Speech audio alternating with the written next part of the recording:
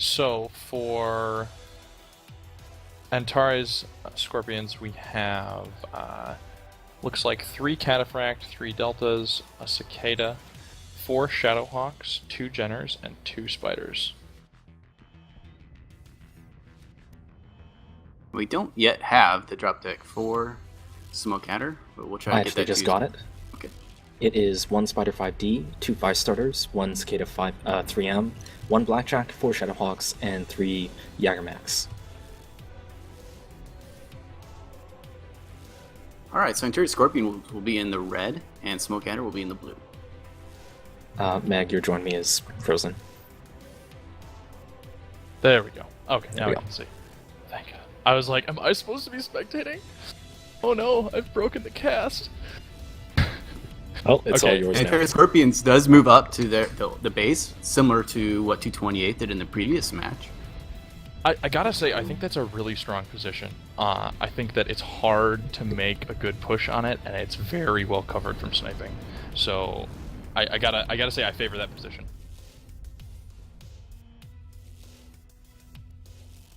And we have Smoke Adder sitting back in their base area, a little bit similar to what the Donagals were doing.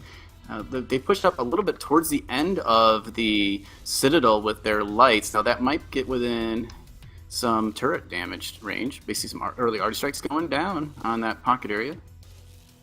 Yeah, and the thing about especially those LRM turrets is that if you don't have ECM, once they are open, as long as they have lock on you within 1,000 meters, they will keep shooting. So they are very potent in the fact that they can harass you for a very long time.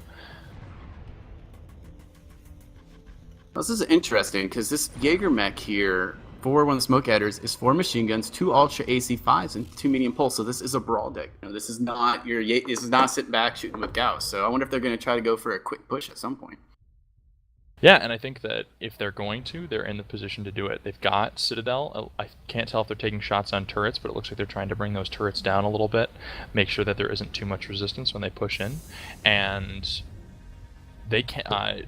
The thing about pushing out from there is that to shoot back from a push, you've got to expose yourself. So they could do damage while they're pushing across, and it's a fairly short space. So that's the place to do it.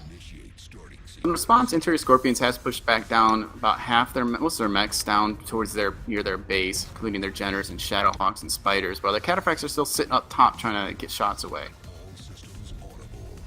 Yeah, and those Cataphracts are going to be able to probably put down good air arty on the Citadel, just because of the angles that they have, but they're not going to be able to get very good shots because direct fire shots on the Citadel are hard from where they are. So it's kind of just up to these lights to do initial damage right now and prevent them from pushing.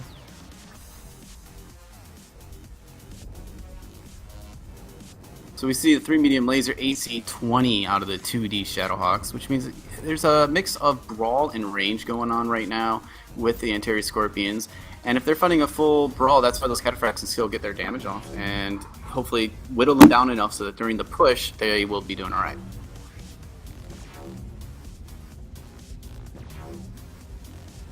Looks like each team is fairly content to just sort of give it a little time. Neither one is too worried about rushing instantly. Of course, everybody's proving me wrong about the hyper-aggression and needing to push right away.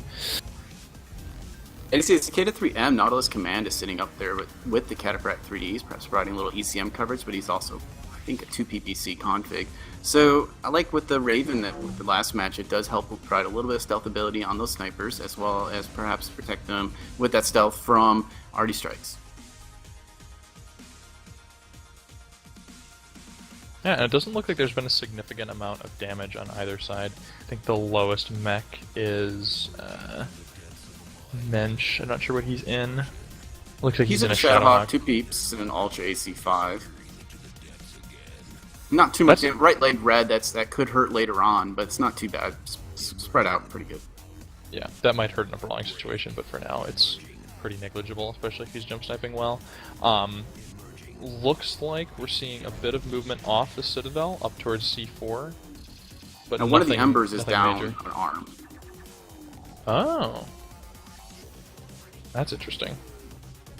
That actually, in this light deck, that actually does make a pretty big difference because it severely hampers their ability to do damage to armored targets. So if the mech is stripped, those 4 machine guns are going to do fine. But if not, you're not going to be able to harass their lights or their assault mechs very well.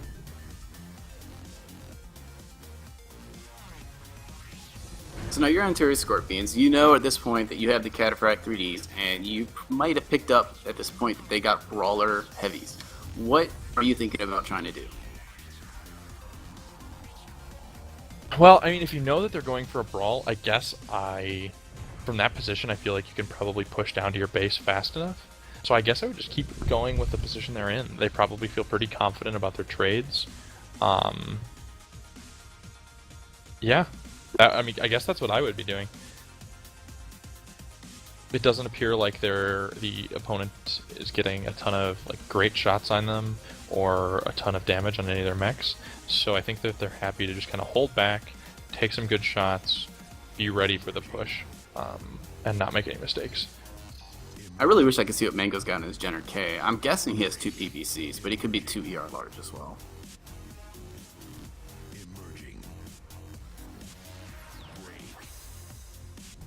I think I just saw PPCs fire from. Yeah. He has 2 PPC according to the info I was given. Now this Cicada is in the water. He is all alone, and if those lights want to try to jump him, I think they could really take him down pretty quick, actually. So Yeah, and he doesn't have a ton of Spire support. It looks like a lot of those mechs are actually sitting behind the Citadel, but he's fallen back now. It doesn't look like there's going to be any engagement there. I think both teams are a little bit afraid to make the engagement. They both want the win. They're both playing passively. Right, and now Mensch is has most damage right now, 70%. He's just sitting up there on that ramp on the Citadel. Takes another shot. Yeah. He is playing the most forward, and he is getting punished for it, as you can see by his health. If they can focus down that leg from a distance, that could be a huge disadvantage, because then he wouldn't actually be able to participate in the brawl. I'm going to be honest, it always makes me feel nervous when I see lights sitting on this right side of the boat. Anybody that's near the borders, it always makes me nervous, because sometimes these maps, you think you're safe, you don't see the countdown, or it doesn't go off, and all of a sudden, oh. Yep. I've done it before. Looks like... But yeah, they're getting really good shots, especially on that Weekend Shadowhawk. He's down to 68% now. That is the lowest health of any mech on the field, but everybody else is fairly healthy, and I think that is probably just shield arm damage. Although that is a left-handed mech, so it might be some critical components. Looks like the Cataphracts are content to just sort of sit upper. Everybody's doing their best to make good shots. Oh, that Jaeger mech was that down a UAC? No, I think it was just jammed. Oh, okay. Oh, yeah, I forget about that mechanic. Back in my day in closed beta, UX didn't jam, and they were really, really overpowered. And you had to toggle the buttons in the right sequence to unjam them. Oh yeah, the first iteration of the jam mechanic. Oh, that was... I actually really liked that. It made jamming your UX like scary. Let's bring that back. You heard it here, folks. I think it lasted 2 weeks. Yeah. Unless it was very quick. you had a macro and it didn't jam at all. Yep. Macro people. Alright, so Mensch is now, he's down to 68%. But again, it's spread out damage, right leg damage the most, so he's not in a horrible position. It's just he's want to be careful because he doesn't want to be the one picked off. He doesn't want, if he has his ultra ammo on that leg, you don't want that single artist strike rip off that leg, and then all of a sudden you have ammo explosion and you could die or be seriously crit. And the 2D, those lasers are actually all in that left arm, so that could be a huge damage reduction for him if he loses that arm. He is still poking though. He's still very much out in front. He's not pulling back. So that is a vulnerability that could be taken advantage of. So just looking at the positioning in the builds, who do you guys favor for an engagement? I think based on how it's flowing so far, I have to favor Antares Scorpions with the Cataphracts because they're able to play this range game, and Smokeadder hasn't tried to push the brawl. They haven't repositioned to maybe thinking about taking down those Cataphracts and pushing on top of them. So right now it's playing into Antares Scorpions' hands. However, when it gets to late game, you don't know. You just don't know what team's going to make the aggression or get that just a game to change. Yeah. You bring up a good point. They might be able to make a good push across water if they were to just like slowly pull a few mechs back from Citadel and make it look not like a push. They could probably push on the other side just underneath bridge and get up and actually separate those Cataphracts from their team. Oh no, those Shadow Hawks are actually moving up there now, it looks like. So Yeah, they might have moved up here to support the 3Ds in case of the push. Yeah, but they also could be thinking about pushing across the way, as we did SJR. We pushed across the way there. That is an option you can take, but they have a Cataphract still sitting back in their base area, so they're not rushing anything. And the other Cataphract Mikarg is also pushing down back towards their base area. Yeah. I think that they've just realized that the sniping is to be done by their base, so they're shifting so that they have a presence in both areas. They don't want Smoke Adder to be able to take that upper area for free.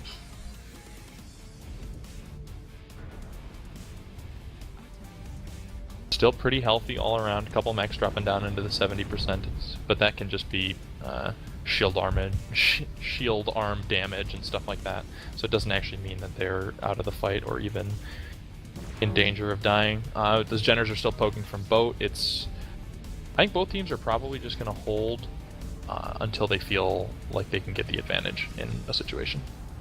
Now, Mensch has moved back a little bit more safe area, but he's still, I think, in an area that a mech could get line of sight on to get an arty on, and he probably should be sitting back maybe a little bit farther.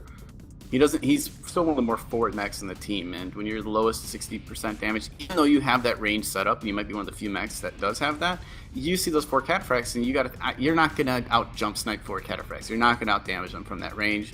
Even though you have a few other mechs with, say, the ER large or the PVCs, it doesn't really play into your.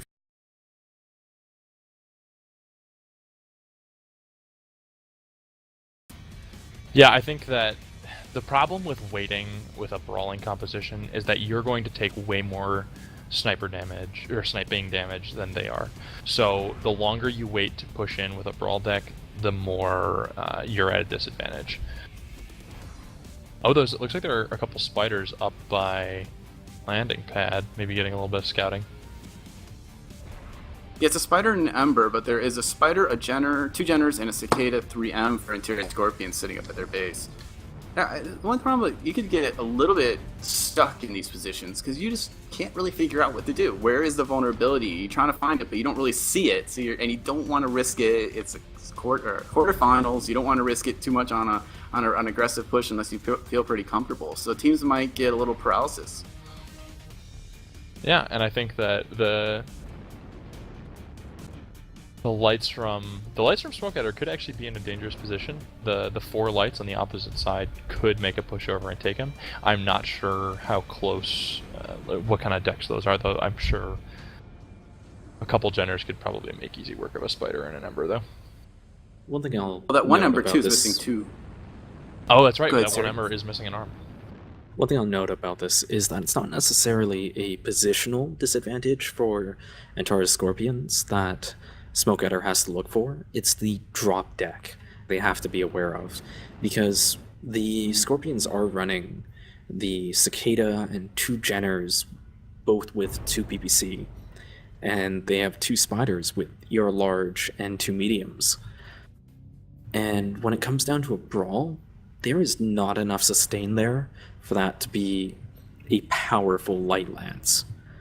So if there was enough durability and momentum behind a push, they could roll over these mediums and the heavies, even though the mediums are brawlers. Now, before Gamer for Antares the lights Scorpions, come into play. Oh wow, Gamer is a one-shot kill on that rear right torso on a spider. Oh, that's actually really, really dangerous. He's got to be careful with that. He cannot, even think about facing that torso towards the enemy. Not just that, but if he wanders into any strike, he's dead. Yeah, that's a good point. We haven't seen a lot of strikes, actually, this game. I've actually Been a found little that quite slower surprising. Now, Donnie Line's also. Any? Oh no, there's been quite a few. Okay. Donnie Line's also is pretty close to one-shot killing that rear left torso on a spider there, sitting in the ramp there out of the town. Yeah, so it does look like base. some of the damage that has been done has been pretty pinpoint damage, and that's the problem with the percentage indicators, is that you can't necessarily tell. Is that 60% all in CT, or is that 60% spread out all over the map? So A Jenner at 86% could be 1 point away from death on his looks CT. like we have a push going on though. Antares, it looks like, has balled up in Upper City and is ready to push over. There's just light mechs here to stop this push. We see an This could Artie be go down really on big. top. Yeah, Artie goes Really down big. on top. And Smoke Adder hasn't actually replied to rotate out, though those lights are trying to get out through the party room and out the back, and they might just make it here, but they are taking some damage. The thing is that this is going to give Antares a much better position up on top. They're now going to be able to start taking down turrets and really hitting these mechs if they don't reposition fast enough. There's not a lot of cover near Citadel from dropship if you're not moving back towards the base, but then you're exposing yourselves to this Spider and this Jenner and the turrets. They did get a really good arty strike there on Cybersphere in that Shadowhawk 2H. And I like this movement by Mango and Max. They're sitting back in your base, just spotting in case the other team decided to counter push towards their base. You know, it's a really good idea to just, it's giving you a little extra insurance on your push. You feel a little safer. Yeah, turrets are dangerous, but if you push all 12 mechs at once, they can't take you down before you cap a base. She's got a lot of shots going down right now. Antares has taken dropship and is moving to that ledge to snipe, and it looks like Smoke Adder is actually just holding back in the city. They're not gonna make any big pushes. They're not gonna do anything like that. They're just gonna try and defend, make sure that they're getting good shots in on Antares. So 4 minutes on the Cybersphere clock. rotate out the back, but he's using their triple AC2 Shadowhawk, so he can sit a little bit farther back. And he's damaged. Red, he could be another couple shots, he might lose his weapon, so he has to be pretty careful here. His weapons aren't that far off because it is left torso. It looks like there isn't a ton of time left on the game, but both teams are still sort of playing it a little bit passive. Nobody has died yet, but we do see 2 mechs at 50%, and both of them are from Smoke Adders. We do have a counter push now going on towards Antares Scorpion's base with these Shadowhawks and lights. Yeah, it looks like actually they're pushing the majority of their mechs over, and this Jenner and this Spider really need to be careful. If they get picked out, they're going to be down a kill, and their entire team is on the other side of the map. Yeah, Mango's playing really close to that border too. He could explode if he gets in trouble here. But Antares Scorpions is rotating, but not very quickly. I think the Cat Frac 3Ds might be standard engine then, because they're going fairly slow. And you see the rest of the mechs from Smoke Adder are pushing towards the base. They are starting to cap the base. Yeah, it looks like we see 3, maybe 4 mechs on the base, so it's definitely close, and I'm not... Oh, but the lights are there. The lights will be able to sacrifice themselves if they need to prevent the cap, but it's got to be close, though, because there's only 2 minutes and 40 seconds left, so you've got to be careful with those lights sacrificing to stop the cap, because you might not be able to make it back and make up that difference, and we see 2 mechs actually go down for Smoke Adder. Yeah, it There's looks only like probably an a quarter arty strike left. there. Yep. Quarter left on the cap. We're left on the Antares cap, but Scorpions Antares is Scorpions just out. is back and defending. Yep, 1 to 3 in terms of kills in favor of Antares Scorpions. Looks like they dropped Artie and then ran their lights in once they got those 2 kills. They weren't worried about being down on that point value or kill value anymore. And now there's just a huge brawl going on around the point. Yeah, it's a big brawl here, but you can't leave the cap because it is that close. But they are up 4 kills to 1 right this time. There, one of the Jaeger Max is crit rear, pretty crit on the front too. But it's 2-5 now in favor of Antares Scorpions. Yeah, you can't leave the cap, but neither can your opponent. So if you have mechs to spare, if you're up this 2 to 6, you can just run 1 mech on and drop strikes, because then you're doing way more damage than you're taking. And that's reflected in the score. We see 3 mechs down for Antares Scorpions compared to 8 mechs down for Smoke Adders. That looks Yeah, it looks like Antares Scorpions going to have it because they have their turrets also working in their favor at this point. They're up 3 to 9. Just a couple more mechs left to go. Leg mechs, mostly crit mechs. It should end. Some mechs are fairly stripped here. Xerix is stripped, so I think it looks like it might end in the next second here. They're up by one last mech to go down. That was a good game. This last mech going down. Still up, still fighting. Doing its best. One thing to note is that when you have the cap like that, it's sometimes not best to just put everybody on it, especially if they're already back. What you can do is you can put your damaged or weakened mechs on it and push your fresh ones straight into the enemy's face and try to delay, instead of just fighting in the one spot where you all have the same angles and you all you're all stationary, so it's super easy to hit you and pick components off. Man, that Okay, Shadowhawk... that is a pile of go mechs down. if I've ever seen one.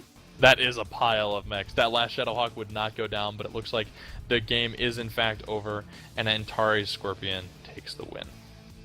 Would you That was a call good it? game. Would you call it a heap of mechs, or is it still just a pile? Ooh. I think because of the tonnage, I would still call it a pile. Would be a If scrap there was maybe pile. an Atlas. Yeah, if there's like an Atlas, we could call it a heap, I guess. But a good match. We saw some interesting, a lot of movement in that game, which was nice. It wasn't, I will admit, the game I played in was slightly stagnant, not gonna lie. But we did see a lot of movement, some good shots taken, and a nice push and brawl there at the end. Hawkins got 611 damage, and he had those 2 kills that we saw from that Artie strike. That's what Arties do. What happens is we're saying you sit back and you're trying to get a couple Artie strikes. Well, when you put maybe 4 or 5 mechs on a base and you get hit by an Artie, that is a lot of direct damage as well as splash damage, and those add up so fast. And really, you're almost giving them a huge jump in their lead unless you're gonna get that cap down. And they had it down really close, probably about another 10, 11 seconds with 2 or 3 mechs on there, but Interior Scorpions was able to return their mechs there in time and defend the base. I think from the science we've done, it's about 80 to 90 damage per mech in a strike, if it's a arty strike. And so when you have 5 guys on there, that's 400 damage. Yeah, Alright. that's a lot of damage you put on. Go ahead, Phil. Eyes from the sky, well played across the board. I don't know which one of you it was. Just a second ago, you said you don't want to push all of your guys onto the cap because of Artie, right? And that's exactly what they did. I feel like if they would have put, maybe 2, 3, and then set up, so you know what's going to happen. Antares Scorpions were rushing back. You might have been able to select fire, take them out one at a time, maybe 2, something like that. But as soon as they balled up, I watched that first Artie strike go down. It knocked out a Jaeger, and the Cicada was crit, and something else got knocked out in that pile. And I couldn't even tell what was going on. There was so much smoke coming off the mechs. I just feel that it wasn't lost. They pushed up, they hit the cap, the point started going down. Set up for, defense. Let them try to come in and you continue to fight. I just feel like that sort of plays into the whole strike and arty strikes, is if you clump together like that. And we've seen it, even with the Steel Jag match, that you guys, same thing happened. The enemy team balled up, you just dropped arty and airstrikes on it, and, bad day for the team. I feel like it was actually a pretty good game across the board. Antares was being the more aggressive ones. Obviously, when they took the dropship, they had lines of sight down on the enemies. It was a good push by the Smoke Adders to push across. I feel like it was a good move. I think it surprised Antares that they did it. But I will say, Antares, their lights did a good job. Hulkins with those 2 peeps. I feel like that was a really good tactic, taking the 2 peeps on the Jenners, and they were able to do a lot of damage to those Shadowhawks. And you guys kept pointing out a few of their the Smoke Adders mechs were very stationary in their movements, literally getting hits when they probably shouldn't have got hits. And I feel like that sort of played out too at the end. A lot of them were damaged, and literally 1 airstrike and it took them out. That means the mech was already hurt as is. So anyways, congratulations to Antares Scorpions. They will be facing you guys, Steel Jaguar Gaming, for the semifinal rounds tomorrow, and we'll have the brackets posted up as soon as possible. But yeah, any last minute comments on that match? I mean, what led to success there? Was it the airstrikes at the end? Was it just Antares, their tactics of keeping at range and those Jenners? What do you guys feel was the clutch there? They were able to do a lot of damage from a distance, both in the beginning of the game and then in the end with those air arty. So I think that they were just able to put damage on their opponent without taking damage. They won the trades. You have to say the Smoke Adders push was the deciding factor. I mean, that was the initiator of the results. Until they had done that, they could have sat back. I mean, the push was at about 3 minutes or so, and if they would have sat back, they might have done it. I mean, that game got really towards the end, and I think that Smoke Adders, they could have gone for the draw. but they decided that they wanted to go for the win. They must have they saw that there was only a few lights there, and the Antares Scorpions had rotated mostly top. So it is a good choice to try to do that. If they could have, especially if they could have gotten that kill on Mango or the other light there, they could have pulled back into the water and tried to retreat back to their turrets. Since they didn't get that kill and they started getting the turrets down, or the base down while they had a few mechs on there, they stuck with it. And in the end, though, Antares Scorpions was able to return just in time to defend that base and get a few arties to cause a lot of that damage. Do you think they would have had any luck if they had pushed on the enemy team instead of the base? What do you think, Raffle? So that at the beginning, when you remember me saying when the cataphracts were up on top, it was in like the first 5 to 7 minutes of the game, where all they had was the cataphracts up on top, and the rest of their mechs were down by their base. I think that if they had taken their mechs and done a coordinated push through the river, they didn't need to go all the way up to platform. They could have just jumped down through river, under bridge, over gardens, and then up into upper city. I think that would have given them enough surprise and enough time that they would have only been facing those cataphracts and maybe like 1 or 2 light mechs that got there in time. But you saw that those light mechs had PPCs, so they wouldn't have been a ton of help in a brawl. I think they could have gotten up on kills and then held that position up there, or fallen back to their base if they'd wanted to. Yeah, I'd have to agree. So I think they had the better brawl deck, especially with the light support. Antares Scorpion's lights were long range. The Jenners in a press fight against an Ember, they're not going to hold up. The Ember's going to win, especially close range, 90 meters. Not to mention the Ember's just going to tear them apart. I feel like the deciding factor, just like Magician said, is when they pushed and then they put everyone on the cap. They could have also pushed later on. They wouldn't have been getting shot at by the turrets, and obviously they wouldn't have been clumped up in a when Antares took the dropship. They could have also pushed there. But ultimately Antares had the higher ground, so I don't know if anything would have been different as far as the result, but you never know. Yeah, it was a good game. Well fought by both teams. And, of course, Antares Scorpions moves on to the semifinals. I just want to say congratulations to all the teams. House of Lords 228, Antares Scorpions, and Steel Jaguar Gaming for moving on to the quarter and semifinals, and we'll have those brackets up tomorrow. Quick shout out to everyone that joined us tonight. Thank you again. You guys are awesome. Make sure to hit that follow button. That way you guys get email notifications when we go live on the Twitch stream. And we will be streaming the matches tomorrow night. It will be after 6 p.m. Eastern, just to, if you want to mark that down on your calendar. Anyways, some quick shout outs to Seriothrax, the Magician from SJR, and the War Room podcast. And the host of that podcast is Raffle Waffle. And if you haven't checked out the War Room podcast, make sure to do so. It talks basically all about the competitive scene. Sometimes they talk about a specific element of the competitive scene. Sometimes they talk about stuff that goes on in the competitive scene. So make sure to check them out. And they're on Twitch as well. Raffle, you do that live at twitch.com, RaffleWaffle49. So you can check out that. They're also on YouTube as well. You can check out all the past recordings. And again, this is watching the competitive scene. If you want to hear about the competitive scene, these guys are the ones who talk about it weekly, so make sure to check out their YouTube and Twitch page. But anyways, thank you guys. You guys did awesome. Any shout outs before we get off here? You basically promoted me for me. I guess I don't really have that much to say. We've been doing a little bit of a hiatus from War Room since I've been moving, but I'm back now. The tournament's going to be over tomorrow, so we'll be back with it live every Thursday starting next week. So thank you very much for having us, by the way. This has been a blast.